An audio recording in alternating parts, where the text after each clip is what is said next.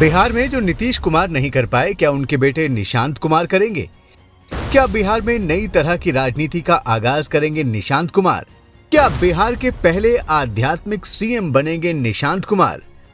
दोस्तों, बिहार की राजनीति को लेकर एक सुगबुगाहट बड़ी तेजी से हो रही है और वो है नीतीश कुमार के बेटे निशांत कुमार की बिहार की राजनीति में एंट्री। इन सुगबुगाहटों के बीच सवाल है कि अब तक खुद को आध्यात्मिकता तक सीमित रखने वाले नीतीश कुमार के बेटे निशांत कुमार ने आखिर क्यों राजनीति में एंट्री को लेकर हामी भर दी है? आखिर उन्होंने किस शर्त पर अपने जीवन में इतना बड़ा यू टर्न लिया है? क्या ये शर्त ही उन्हें बिहार के पहले आध्यात्मिक सीएम तक ले जाएगी? वीडियो में बिहार के सीएम नीतीश कुमार के इकलौते बेटे निशांत कुमार से जुड़े कुछ अनकहे तथ्य आपके सामने रखने जा रहे हैं। आप देखते रहिए द कर्मा। दोस्तों, पिता नीतीश कुमार की तरह निशांत कुमार इंजीनियर तो बन गए, लेकिन उन्होंने पिता की तरह राजनीति की बजाय आध्यात्म में अपने आप को ज्यादा फिट पाया। नीतीश को बिहार के सीएम बने काफी साल हो गए, लेकिन निशांत उनकी राजनीति से हमेशा दूर ही रहे। 2024 में जब वो पटना में एक मार्केट में एक दुकान में नजर आए तो उनसे पूछा गया कि राजनीति में एंट्री को लेकर आपका क्या कहना है। तो उन्होंने कहा कि मोबाइल पर हरे रामा हरे कृष्णा जैसे आध्यात्मिक भजन और संगीत सुनना उन्हें पसंद है। इस आनंद को और बढ़ाने के लिए ही स्पीकर खरीदने आया हूं। यानी ज्यादा नहीं, कुछ महीने पहले ही निशांत ने राजनीति में आने से इनकार ही किया था। लेकिन हाल ही में जब निशांत से जेडीयू ज्वाइन करने और राजनीति में आने के बारे में पूछा गया तो उन्होंने इनकार नहीं किया, बस जवाब देने की बजाय बचकर आगे बढ़ गए। इससे ये कयास लगाए जाने लगे कि निशांत कुमार बिहार की राजनीति में सक्रिय रूप से शामिल होने वाले हैं। पटना में जेडीयू दफ्तर के बाहर लगे पोस्टर बिहार करे पुकार, आइए निशांत कुमार इसी तरफ इशारा कर रहे हैं। दोस्तों, अगर बिहार की राजनीति में निशांत की एंट्री होती है तो बिहार की राजनीति का वो ऐसा चेहरा होंगे जिसका एक लंबा आध्यात्मिक जीवन होगा। 49 वर्ष के निशांत अभी अविवाहित हैं और सीएम के बेटे होने के नाते हर तरह की भौतिक सुख सुविधाओं को एक फोन पर हासिल करने की क्षमता रखने के बावजूद अपने आध्यात्मिक जीवन से ही वो संतुष्ट रहते हैं। पटना के सेंट कैरेंस स्कूल, फिर मसूरी के बोर्डिंग स्कूल और फिर बिरला इंस्टीट्यूट ऑफ टेक्नोलॉजी से इंजीनियरिंग करने वाले निशांत के आध्यात्मिक जीवन की शुरुआत शायद तब हुई जब उनकी मां का निधन हुआ। नीतीश कुमार की पत्नी और निशांत कुमार की मां मंजू सिन्हा का 2007 में लंबी बीमारी के बाद निधन हो गया था। मां के जाने के बाद निशांत काफी अकेले पड़ गए और शायद इसी वजह से उनका झुकाव आध्यात्म की तरफ बढ़ा। और फिर पिता की राजनीतिक विरासत ही नहीं बल्कि शादी और घर गृहस्थी भी पीछे छूटती गई।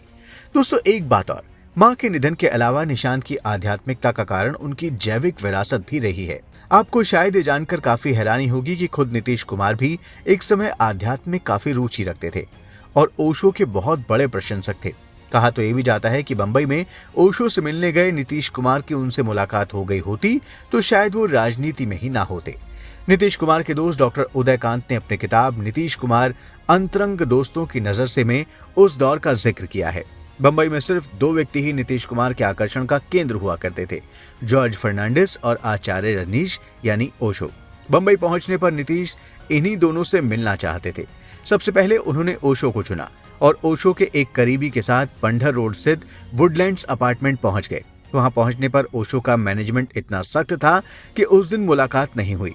ओशो ने दूसरे दिन शाम को मिलने का समय दिया। ये सब तामझाम देखकर नीतीश निराश हुए और ओशो से मिलने का मन छोड़ दिया और जॉर्ज फर्नांडिस से मुलाकात के लिए चल दिए।